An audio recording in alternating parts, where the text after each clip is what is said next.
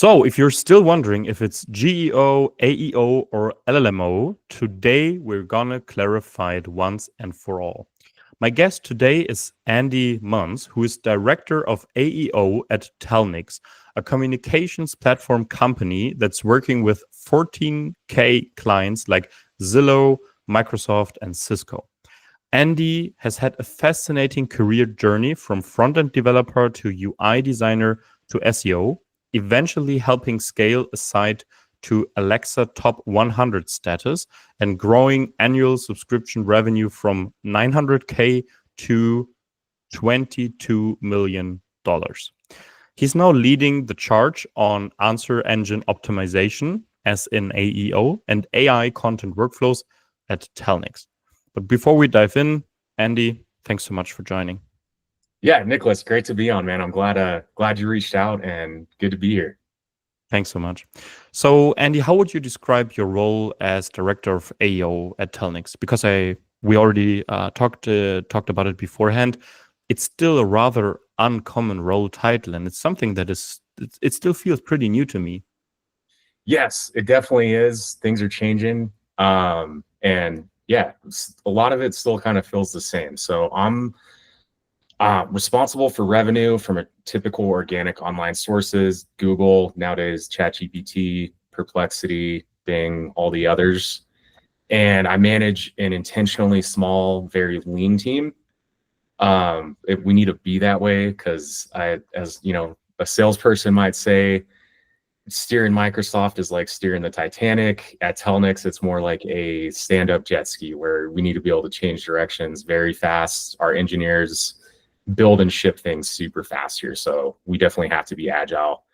But it's a very awesome role. I like it. I get to work with people from across the org, engineers, legal, literally get my hands kind of in everything. So very much similar to what I've been doing the last 10 years, but things have changed a little bit, especially on the content side for me.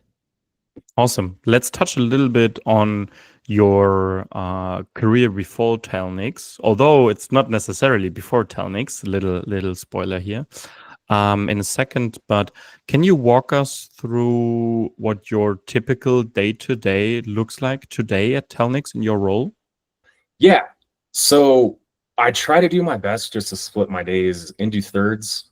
And so a typical Friday, as an example, I'll start the day just prepping for one-on-ones with all my employees, which then I'll take that straight into the meetings with them, a social media manager, content editor / writer, off-page SEO specialist, and a AI automation intern. Then I'll just go through those notes. That'll help me prep, which I get into next for the following week. So from there, I'll just get all the ideas that I've gotten over the last week or two from Slack, from PMMs, engineers, sales, leadership, all the Google Docs that get sent around, like I think most orgs. And then I still just use SEMrush. I know there's new tools out there. We have Profound and AirOps, but for the most part, I'm still in SEMrush, just confirming that, hey, what are the things that we're talking about here and excited about here? Is there actual demand for them? So from there, I'll start running content workflows. I use it kind of just for, we'll run about 5 a week per our writer. And after each one, I'll just use that to kind of iterate on that workflow. So takes a little bit more time than it should, but after each one, I'll look at the output, get back into the prompts, and just try to make it a little bit better for every single one that comes out. And then something new that I do really every day of the week, but recently met another SEO AEO guy in Denver named Alec Hollingsworth, and he was just showing me what he was up to, and I was like, damn, this guy reminds me of me back in the day. He hustles. He's a true one-man show. He's building websites, designing them, making the content, doing awesome things with calculators. And it was kind of an aha moment for me. I'm like, okay, I need to get back to, just a lot of these things. So as of recent, I'll spend, like, especially on a Friday, the last third of the day, more or less vibe coding, and still trying to figure out what the, best, for lack of a better word, vibe coding dev environment is for me. and how to do that back and forth and not, completely botch it by one wrong copy and paste.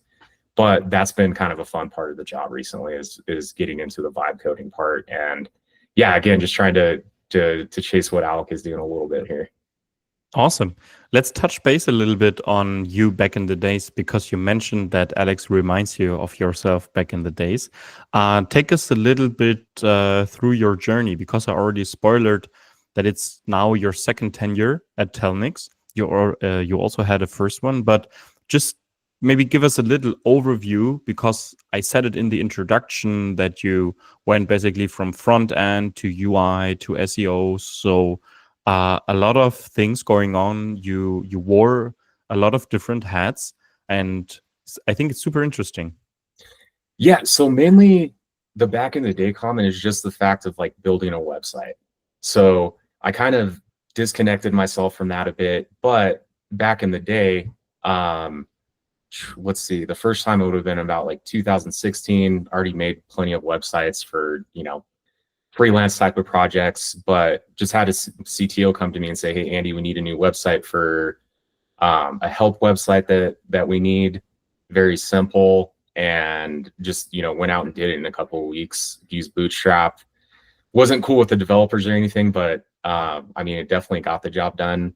Started cranking out conversions, and yeah, anyways, I kind of missed that bit about it after talking with Alec. I was like, oh shoot, man, I used to do this. Same with landing pages for PPC.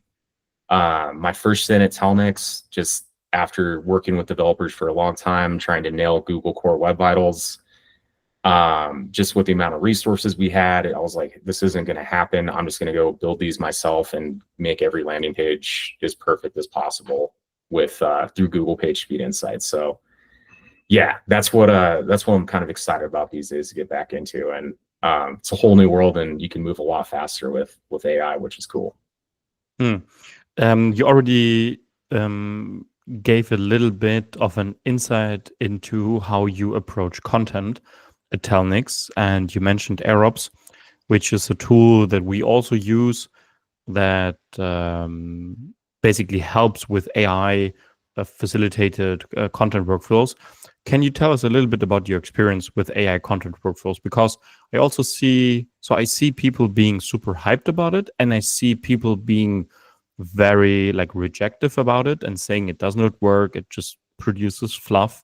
And I'd like to get your, I guess, more nuanced view on that.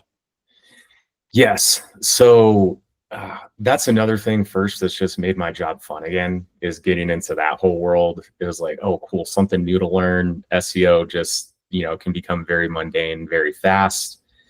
And essentially, I think it was about 2023, I was working with Owen, who I think you had on your last podcast. And we were just in a one-on-one, and he goes, Andy, dude, I saw this guy. It looked like he was running workflows and prompts out of Google Sheets. And, at the time I knew nothing different besides just chatting with GPT, and found it a little bit hard to believe. But then he turned me on to this, browser, what would it be? Google Sheets extension called GPT for Sheets. Kind of helped wire my brain and how to think about it. Started dabbling around with that. And then thank God a couple of weeks later, Owen came across AirOps, and I don't know how, but he sent that my way. I hopped into one of their webinars, started poking around with it. And that first webinar that I did, it was by that Marcel, I think it's Santelli, out of San Francisco, DeepGram, or former CMO at DeepGram. And that guy, he's the first guy I've seen in a long time where I was like, I'm learning so much just by seeing what tabs he has open on his browser, and just seeing him go work through this in real time, truly eye-opening. So from there, Owen and I think this one was Owen's idea, but we were coming out with making all these LLMs available on Telnyx to use. Didn't have any content for it. So project one was I was scraping the LLM Arena leaderboard, or the Hugging Face Arena leaderboard. And I'd combine that with a bit of data from artificialanalysis.ai, and I think I put that in an either Google Sheet or just a CSV, fed that into the workflow and had it generate just a page worth of content for all these LLMs. And yeah, that was kind of the first foray into it. And it's back then, to your statement on, yeah, it can produce fluff. I think we were using GPT 3.5 was as good as it got at the time. So it took whether you call it prompt engineering, context engineering, that was the biggest battle, just getting it to a point where I could send it to Owen and we could both go, okay, yeah, man, that's pretty good, or it's good enough. Let's roll with it. But yeah, just getting over those first few workflows, it really changes your mind again on that comment. Like, hey, does it just produce fluff, or is there a way to get it grounded with as minimal context as possible, so it's actually sounding like you, maybe sounding more like you, sounding like something your company would talk about, etc. But just to sum up the experience in a nutshell is just lots of experimentation and plenty of times going to Owen and being like, man, this isn't good, and him just saying, no, dude, just keep at it, we'll get it there. And yeah, sure enough, we did. And which type of content do you mainly produce now with AirOps? Is it primarily blog posts and articles, or is it also like social media posts or other stuff? So present day, we are using it a bit and a mix of N8N with my social media manager. With literally all of my employees, like to get them in the weeds, show them at least so they can have the gist of, hey, here's what it does, here's what's possible. But we'll use that for first drafts, for posts across all platforms. We have one set up that will actually post an X thread via Vista Social, which is cool. But what we like to do here is more or less for all workflows is produce 5 outputs as options. Then whoever's going to take to the finish line, whether it's our editor, writer, or social media manager, they have the best 5 to run or to pick and choose from. They can kind of finesse that, put the final touch on it, and send it. Super cool. Still see. Sorry. Yeah. Oh, sorry. And then on the content side, we'll use it when it makes sense. Like we have a phone number directory. We wanted to add more, useful, relevant content to it. There's 150 plus pages or something like that. And so for cases like that, we'll use it to write sections of the page. But on the content side, over the last couple of weeks or probably been a couple of months, mainly just using it to prepare briefs and grab research and stats for our writer. Awesome. I still see a lot of people struggling with the implementation of these types of workflows. So they might have already made the transition from just using ChatGPT or Claude, like in a one-on-one chat or like simple chat, to using like a custom GPT or maybe a Claude project where they have like knowledge and a system prompt or instructions. But they still have a hard time imagining how these like grid-based workflows in AirOps, for example, work. So what do you think, like what were some of the key learnings you made over time that helped you overcome this transition to the state you're in now? Gosh, more than a technical issue was the writers that I had at the time were just completely against AI content. They wanted, they'd use ChatGPT, I guess, here and there to help them write. But when it came to like, hey, let's load up, AirOps grid with 30 keywords, generate first drafts with it. You guys can take them and run with them. They were just hell bent against doing that. So one of the writers, and both of them are awesome, and I love them both, left for another job, and then the other one timed up nicely. But what we ended up doing was just finding a new writer editor that, hey, we could just plug them in. They're in the system that already exists, where, hey, we're gonna base our work off of this workflow, and if it's not as good as it can possibly be, let's talk like we do regularly and continually iterate and improve this thing. But yeah, biggest challenge is getting like a writer who may already be on staff, who wasn't using AI, was there before all of this came about, to tell them like, hey, I know normally you're producing 2 blog articles a week. Now we want you to do 5. For whatever reason, even with AI, and whether you're chatting using a flow like AirOps, it just didn't land and was way harder than expected. So yeah, just getting someone fresh in, someone new, and like, hey, here's the new way, here's how we're doing it, has worked wonders so far.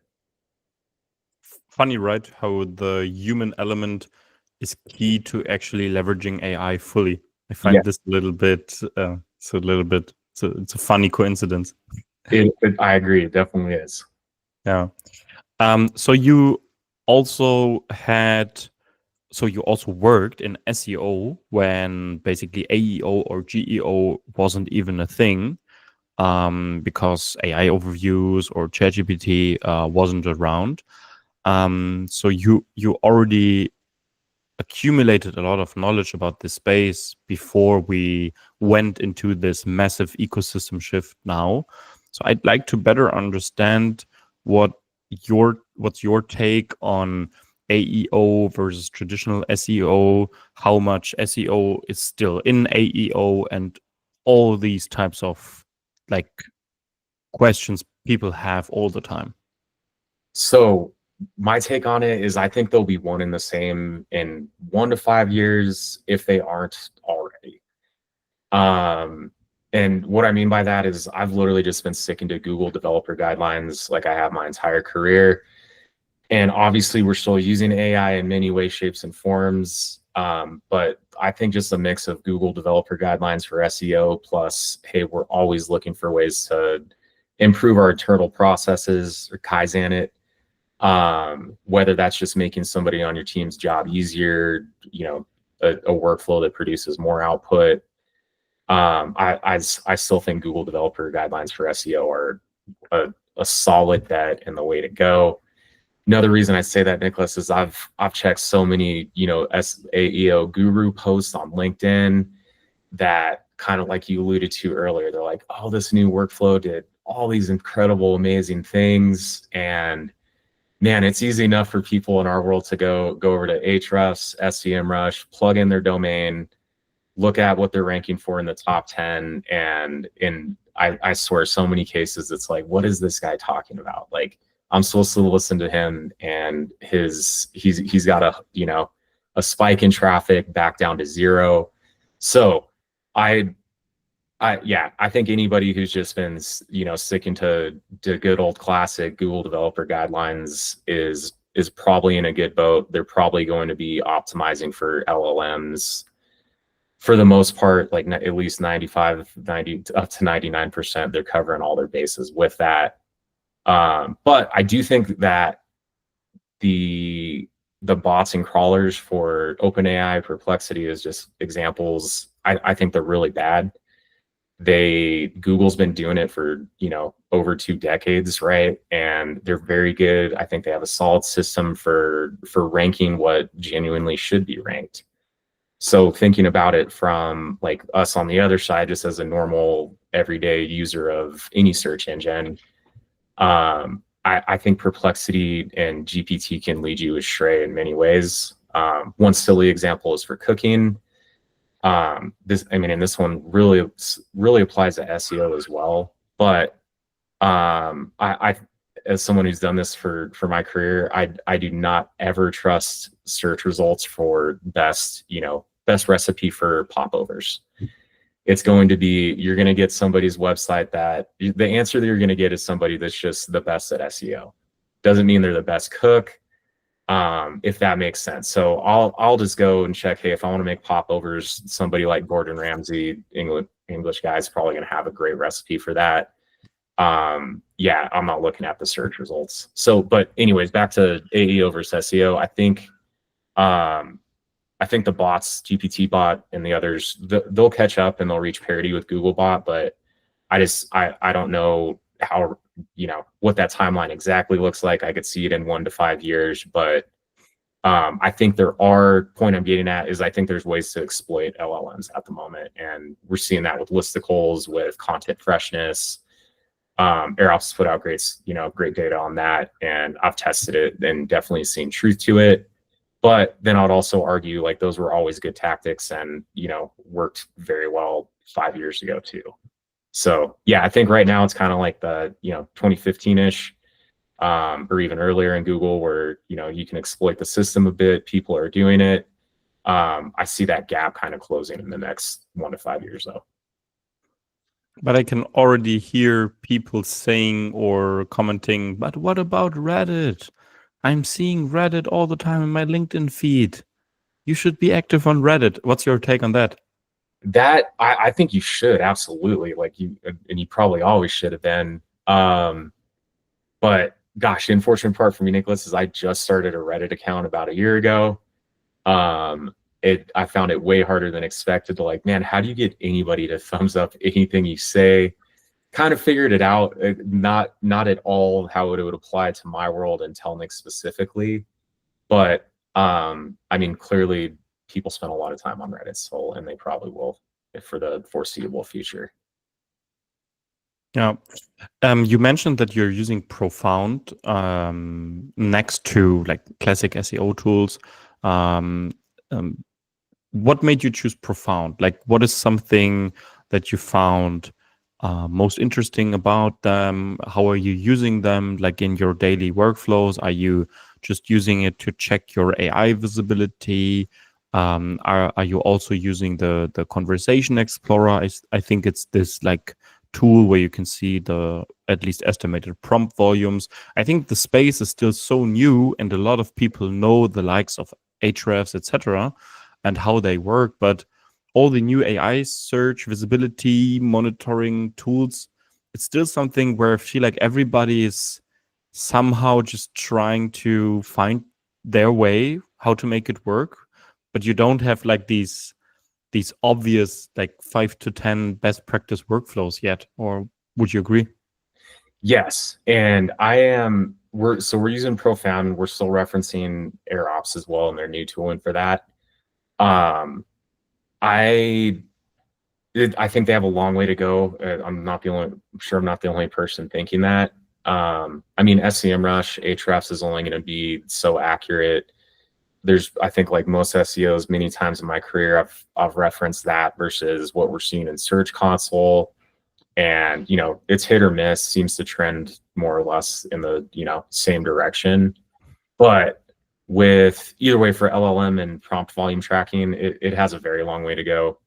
At the moment, it's like, hey, it's the best we have. It's better to have, something than nothing to fly by. It's helpful to, mainly for me, just using the visibility and tracking. So, hey, we have at least a general idea that I can share with leadership, like, hey, we're heading in the right direction. Obviously, there's tons of arguments of why that data, may or may not be the best. One just being, the search history of every single person's ChatGPT instance, but it's the best we have for now. We already had AirOps, and we ended up adding on Profound just because out of everything else I've tried to, they seem like they're the closest to it so far. The one challenge I think all of them face, including Profound though, is you can't really track anything that's over 2 to 3 words. So I don't know. I haven't really come across a study yet that shows the average length of a prompt, but I think it's safe to say what people ask in prompt GPT is wildly different and longer and more long form than what people search on Google. So that's a challenge I can't wait for people to fix. I'm not the guy to do it. Glad there's smart people out there that hopefully will, but yeah, right now I see that as a huge issue in that world. Just like, hey, if we can't track keywords prompts over 2 to 3 words, I don't really know what this thing's doing. Makes a lot of sense. Speaking of showing management that you're moving in the right direction, I think in the old SEO world, depending on the tool you're using, but you mostly had some sort of visibility index or position tracking for a set of keywords you're monitoring. Then you obviously had traffic in the Google Search Console that you could show, where basically everybody liked to show graphs that go from bottom left to top right, because that's how growth looks like, right? How are you approaching this now? Like, how do you try to show progress, show like business impact of the initiatives around AEO, SEO, like everything that's connected to organic growth? So really kind of sort of maybe old fashioned in that sense of just using a couple GA4 reports. We're like, hey, we're going to look at sources that contain, the top 5 LLMs. I think 98% plus of ours is from ChatGPT at the moment. But just showing that conversions, both signups, contact sales, and then just pairing that with a traditional old organic, sessions dashboard that shows the same. We've been, I don't know, fortunate, or again, just sticking to Google guidelines works, but we've seen still strong growth on the organic click side in Google, and actual clicks from ChatGPT and Perplexity. So it's, people are measuring citations and mentions, and I think it's probably worthwhile doing that. But yeah, end of the day, it's easy enough to go, hey, how many sessions have we got from these online sources, and what do they do after they get to the site? Is I think the best way to still track it. Like, that's the actual actually what's happening, the actual momentum you're creating, the actual value that you're delivering to whatever org you're at. So you've not seen impressions and clicks decoupling yet, like a lot of people shared with GSC screenshots on LinkedIn? No, we have seen. So actually, I have seen the bit of the decrease in impressions as of recently, but and we have seen like impressions just kind of skyrocket, but our clicks haven't gone in the opposite direction. What has happened, and there's a ton of truth to, is people claiming that like, hey, most of the traffic from AI and just in general is going to our homepage now. I think there's a lot of truth to that. The people they're having their full funnel conversation with an LLM, and then they just go straight to the homepage of the site after they've kind of made their decision. So we're definitely seeing that. If you single out just our homepage, it's way up and to the right compared to everything else. Super interesting. And can you share a little bit, like not in absolute numbers, but just relative numbers? How is the traffic share between organic search, like in the form of Google or Bing, whatever other search engine might be relevant, and then traffic from like ChatGPT and Perplexity? Because I came across this chart from Webflow, I think they shared, where they basically said that now, so they did not talk about traffic, but about signups. But they said that now AI chatbots account for like 8% of their total signups, which I felt is quite significant. Although, I mean, Webflow is like I would call it a general utility tool. So basically everybody on the internet needs something like this, or needs something like a form builder. But can you share anything around like the proportions between classic organic search and AI search or AI chatbots? Yeah, absolutely. So we're right around, and I can either follow up in like a YouTube comment or on LinkedIn, but we are right around that 10% too. And then at least on the session side, I'd have to double check on the conversions. But what I do know is, I think a week or two ago when I checked, traffic from GPT converts 2 to 3 times. I want to say 3 times higher than even organic search does. So yeah, and I do think that's a testament again to people have that full conversation in an LLM. They're closer to making up their mind before they actually get to your site. Fascinating. I also find it fascinating always to understand how people are using it themselves.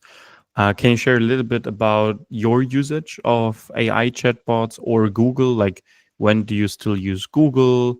Oh, When do you use ChatGPT, or do you use something else? Do you use Claude or Perplexity? I think it's just super interesting because we, like as marketers, we are always like in this dual role.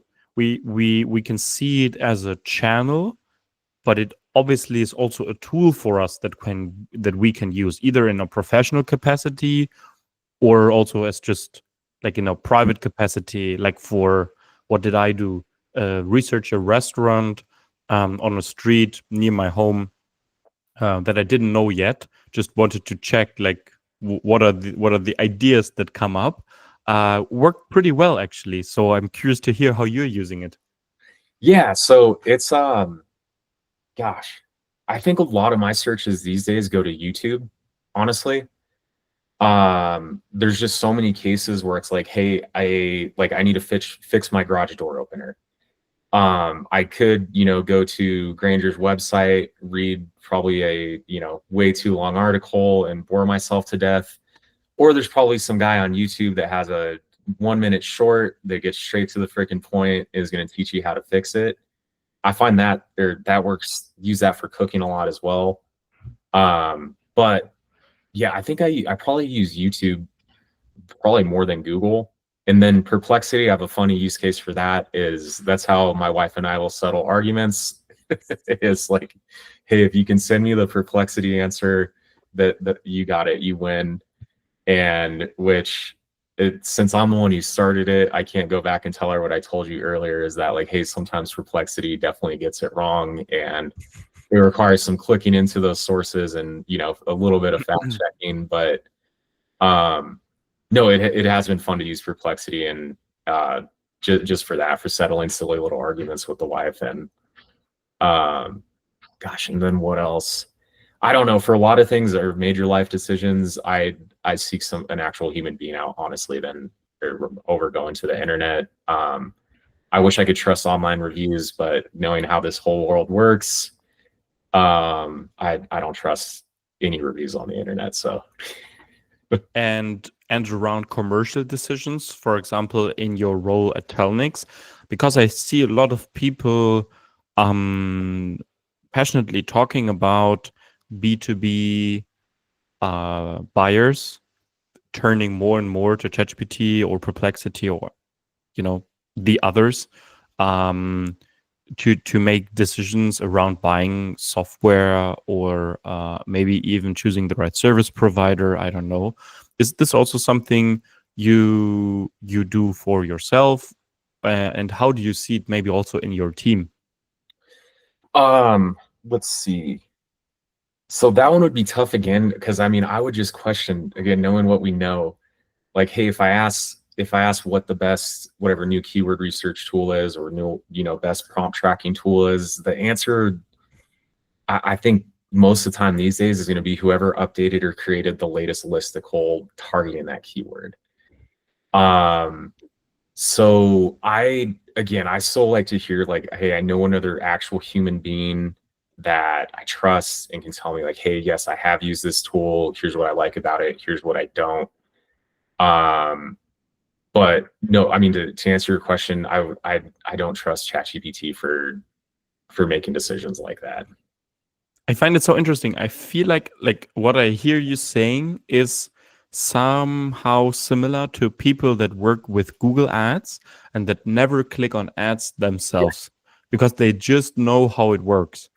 And it's so interesting because I feel like the closer people are to this whole topic, the more, like, not in a negative way, but in like a reasonable way, the more cautious they are, and they are not like the hype people, and like, yeah, of course, I'm casually buying a 10K yearly subscription tool from ChatGPT research. Why not? Yeah, oh man. There are a couple other examples. So another workflow that we made, and I honestly, this one probably took a day max. It definitely, or we need to update that section of the site. I won't tell you where it is, but I made a workflow, literally 2-3 nodes in AirOps. It more or less would just accept a keyword, go look at the people also ask for that keyword, and write a 750 word article. This was back, 2023, I think. So was there, I think, early enough to the party. But we started finding us ranking for these keywords ahead of like the University of Cambridge, Stanford University, like top tier universities. This AI content is outranking them. And I'm like, man, again, I think Google's still the best at it, but just seeing that, I'm like, oh gosh, this makes me question the world of what we do even more now, and like anything I hear on the internet. So I like it, it's very funny, and it's very like how do I say it? I think it speaks to you that you have like this element of critical reflection, although you have this great success. yes. And it goes, I'll still get duped by a good, ad or, organic landing page every once in a while. And, after the fact, I'm like, all right, they got me, but I don't know. Cool. Let's speak a little bit about teams. How many people are in your like SEO, AEO, everything marketing team at Telnyx? So I have 4 totals employees right now. I'll have another when we hire a technical SEO specialist. But yeah, very, very lean, intentionally small team, which I think is where a lot of tech companies are headed these days. It is just the amount of work that doesn't even require a workflow that just ChatGPT can do for you, from a lot of just kind of touch up day-to-day SEO tasks is absolutely insane. So yeah, we're really no plans to grow the team in any way, shape, or form in the near future. We're focused on just continually improving these workflows that we have. And yeah, that's more or less how I work with my team present day, is like, hey, my writer, my social media manager, how can we make your guys' job as easy as possible? So, you can spend more time putting that final touch on a piece of content or an article, or spending more time creating a better, more meaningful graphic for a page or a social post. And then I do work we work closely with the PMMs team of like, will be 5 or 6 here in the next few days. And then a couple of people on the paid marketing team is kind of like the core group of marketing folks at Telnyx at the moment. Interesting. And since you are already had a couple of different interesting positions throughout your career, you had the chance to build a couple of teams. Maybe can you share some of your key learnings from like all these different team building tenures you had? Because I feel like, especially for startups listening, and especially for startups that might be like in seed stage or maybe Series A, and they're looking to build out their first marketing team. So obviously you guys already have like certain building blocks in place. At least that's how it sounds. But like, what would be your key learnings or the key advice you have for people that want to build also like a highly functional and performant marketing team?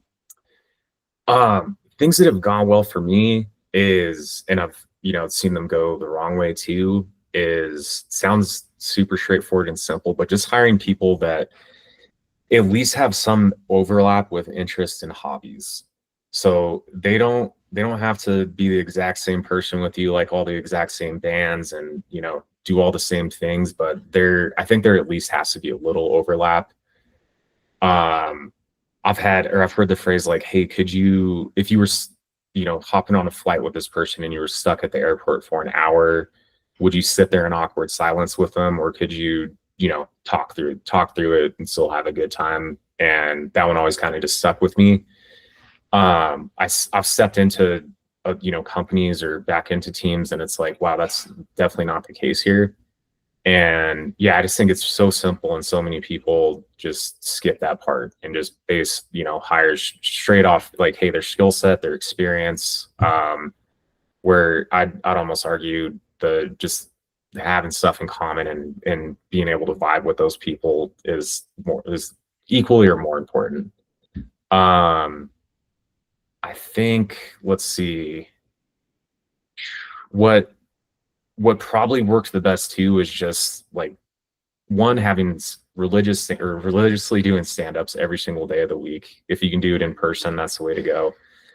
And same with happy hours. When I was leading the team, where we turned the site into an Alexa top 100 website. I had something like a $300 like credit card that I could use per month to take the team out for beers, for whatever we wanted to do. And man, that went a long way. Just bringing everyone close together. You go out, get drinks. Same team. We'd go on, all the way out to drive 6 hours, go camping on the river, Lake Havasu, Arizona. Those same guys just joined me last year for the trip, even though I haven't worked with them in a few years. But yeah, just building camaraderie, just in a very traditional sense, I think will beat anything and everything else. It'll beat talent. It's better than having super smart people in the room, and just having people that, hey, we all get along and we're buddies in the same room together. Honestly, I think the first point you make, like it doesn't feel straightforward to me. So actually, I probably I wouldn't have thought about that, especially the airport analogy or the airport story in our own hiring process. So I have to steal this from you. I hope you won't sue me. But this makes a whole lot of sense. But I think like the camaraderie aspect, it feels like you're really leaning heavily towards working in person. At least it sounds.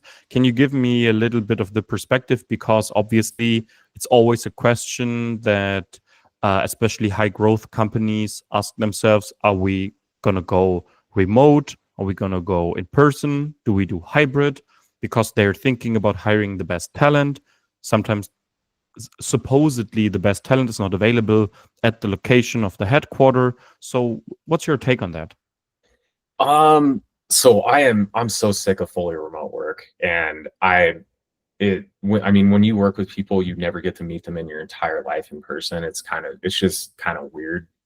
You don't really have a sense of who that person actually is. There's just so much that gets, lost in the message over Slack and Zoom calls. But sad reality, I think, that carried over from 2020 and the COVID days. But we're going to go back to the office. This new team that I hired, I intentionally found people locally. It was a hell of a lot harder to do. I live in South Metro Denver, Colorado, and not a lot of, big time or heavy hitting tech companies here. So it did take way longer than it normally would have to find somebody.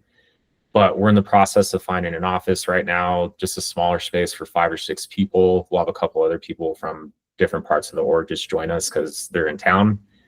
But we'll be in there Monday, Wednesday, Friday. And yeah, I really don't, I've seen countless, news stories, studies of the effectiveness of remote work, and, compared to in person, and goes both ways.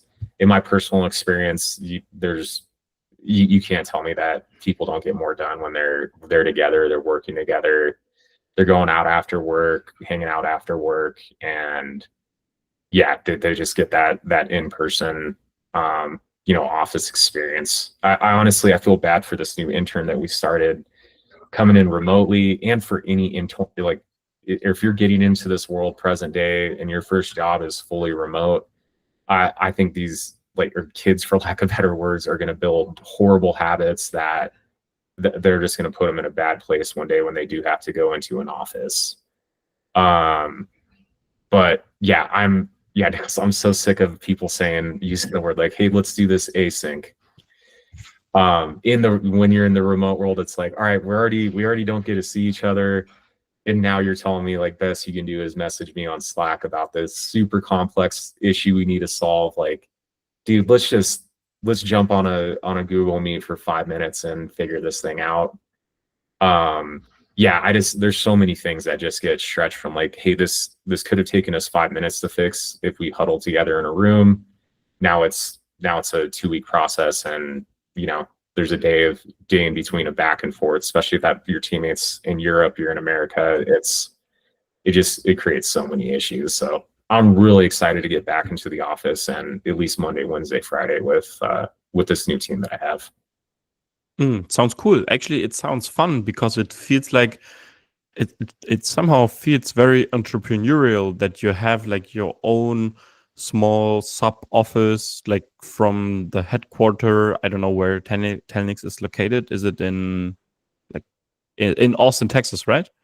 Yes, their main offices, right, or we're in Chicago, which is kind of where the company was founded. Okay. And then Dublin, there's one opening up in Australia. Going places. Yeah, there's several offices around. But yeah, it is kind of neat though that we'll just have like a small little remote office in a town that definitely doesn't have a lot of tech companies. So but sounds super cool, and I feel like this is probably also something that helps you create like a unique culture, right? And a culture that you as a team can develop for yourself. And I mean, the one thing is the culture a company as a whole has or tries to facilitate, but the other thing is like a culture with the group of people that you're working with day to day, right? And I mean, so you also worked with very different companies. Like we chatted about that beforehand. So how do you think about like the cultural aspect, or like creating a good culture? Like, what is a good culture for a team in a tech company, and also in a high growth tech company? So I think what I've seen consistent at the places I have been, so a couple in, two companies in San Diego, there's positives and negatives to both. Cultures were different. Telnyx is very different. We're global, with roots in Chicago. And what I've seen just went out across the board is just people with grit, that like, hey, I'm not just going to stay in my lane. If I need to get something done, I need to design a little bit. I need to, make a quick GIF, animated graphic for a social post. There's just so many people these days where it's like, oh no, that's not my job.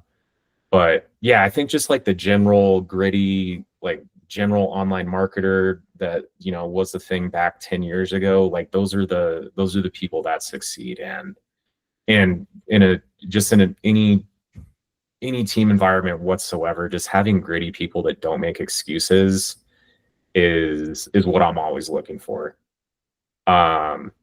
Yeah, and you don't have to be nice. That's what I like about Telnyx, is compared to a California company, or at least one of them, everyone's just patting you on the back. Good job, bro. Like, you did it. And I don't know if it's a Chicago thing, a global thing at Telnyx, but people just, they'll tell you how it is. And I love that. Like, hey, dude, this sucks. I don't like it. Fix it. Rather than beating around the bush. I think that goes a long way for any team, but you have to hire the right people that can, that can take that too. So It's super funny because sometimes people say something similar about Germans. So especially when I talk to people from the US, they sometimes tell me, with Germans, it's sometimes a little odd because they just get straight to the cause, no small talk whatsoever. Like, okay, welcome, agenda, 1, 2, 3, 5, meeting done. Okay, see you, bye. It feels like Chicago people or Telnyx people and Germans have a lot in common. that if gosh, I should be hiring more people from Germany, it sounds like. You should. But they have to relocate. You have to offer them relocation support. That yeah, that'd be tough. There's probably not many that want to move to Colorado where we're at, but no, I would love that's kind of the when I did get to go to Germany a couple years ago, what I picked up and gathered, and I like that part about it. Yeah. Yeah, but Germans can also be very nice and balancing straightness with being polite and having a good mixture.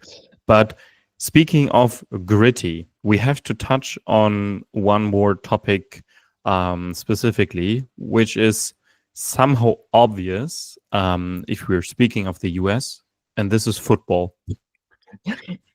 So you have a background in football coaching, and I find this like it's just a cool thing because I mean sports and business, like there are a lot of similarities, like high performing sports teams, high performing business teams. But any learnings you can translate from football to marketing? Yeah, I think the biggest one is just keeping things simple. So I've coached at multiple levels, and if let's say around like the 12 to 14-year-old range, a lot of these kids have never played the sport, and these coaches will come in and give them a playbook that's like that thick, and they're expecting these kids to run 100 different plays. They're screaming at them during the games, like, "What? Why don't you get this?" And I am 100% like, "Hey guys, I don't care the other team knows what we're gonna run. We're gonna run 5 plays, and we're gonna run them very well. And we're gonna be consistent practicing these 5 plays. All of our drills are gonna mimic going through the motions that you're probably gonna go through when we run these plays, just so we're ready for every scenario from these 5 little plays that we do run." And that's what I've translated over, where it's just like, hey, keep it simple, be good at what you're good at. If you're a restaurant, don't be Cheesecake Factory. I don't know if this analogy will land. Don't be Cheesecake Factory, be In and Out.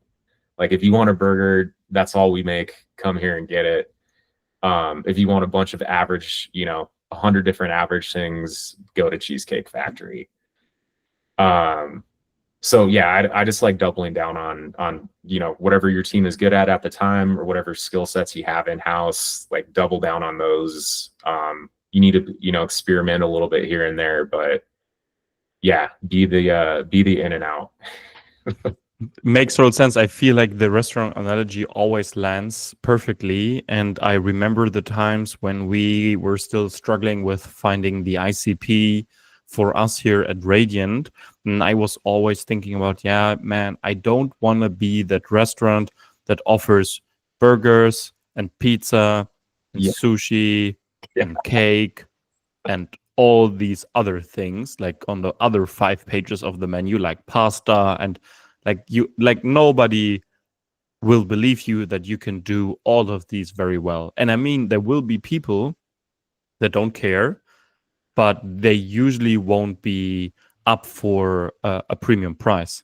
So you will either win on the price in terms of being rather cheap, offering a lot of discounts, whatever, but you will never become like a premium provider. And I mean, this is as at least how I feel about it. It's a race to the bottom, inevitably.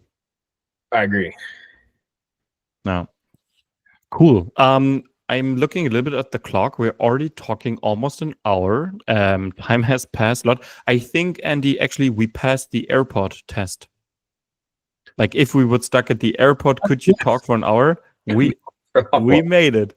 Actually, maybe you should think about the relocation support.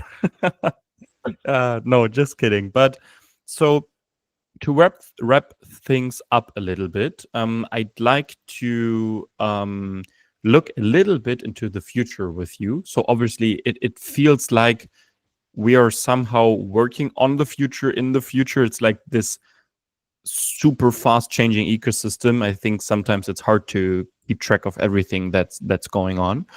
But I'd like to know your perspective on where do you see SEO and AEO heading in the coming years? Like, let's say maybe next 2 to 3 years.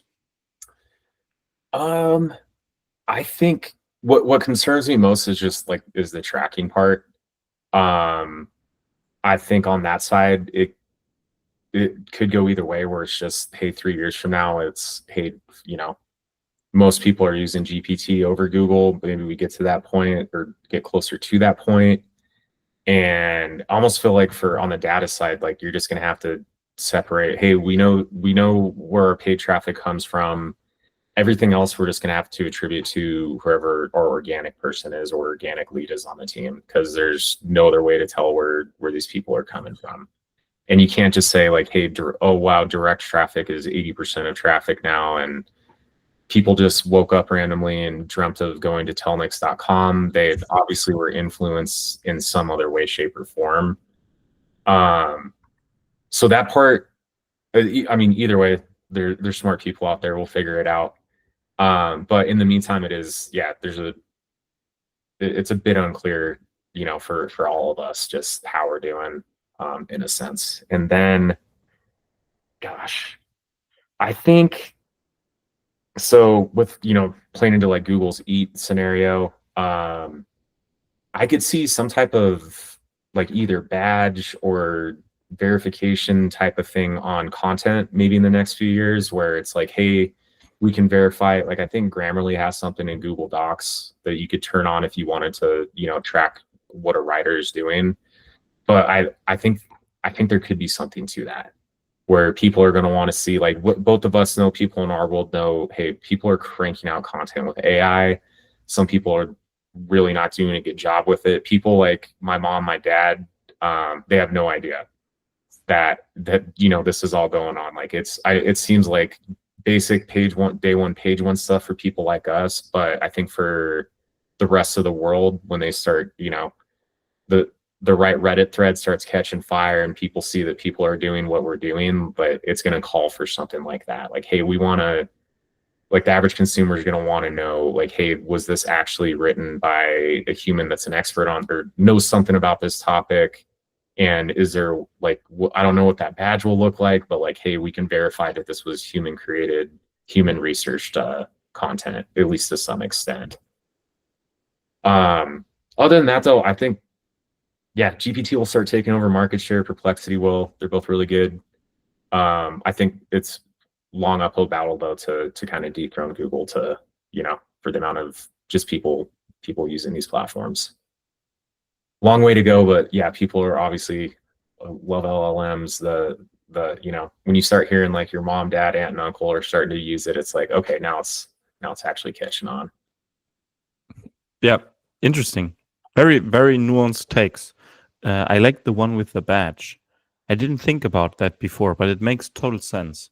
Because I mean, my LinkedIn profile, also like LinkedIn always asks me to verify, like with a ID or whatever, but the passport I have, like it's not compatible with the provider, unfortunately. But it's already like a way to say, okay, is this just a bot account or is it like an actual human being account? If this would be rolled out to like the open web, it could be interesting to see how this turns out. Yeah, there could be something to it. It could never be a thing. We'll see. It's something I'd honestly want to see as a normal user, but let's see how this projection ages within a year, and then we'll come back to that. So Andy, time has flown. Thanks so much for covering so much ground around the AEO, SEO, organic growth, team building, culture aspects, all of that, football, coaching, translating to marketing. We covered so much. If people feel like, hey, Andy's a smart guy, I want to follow him more, want to see more about his stuff, what he's up to, what's the best way to follow you around? Definitely LinkedIn. I don't even have a Facebook or Instagram account or any of that anymore. So actually, me too. I got rid of all private social media.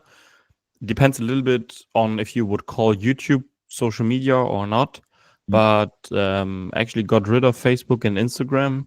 Nice. And only LinkedIn, YouTube, and also actually Reddit.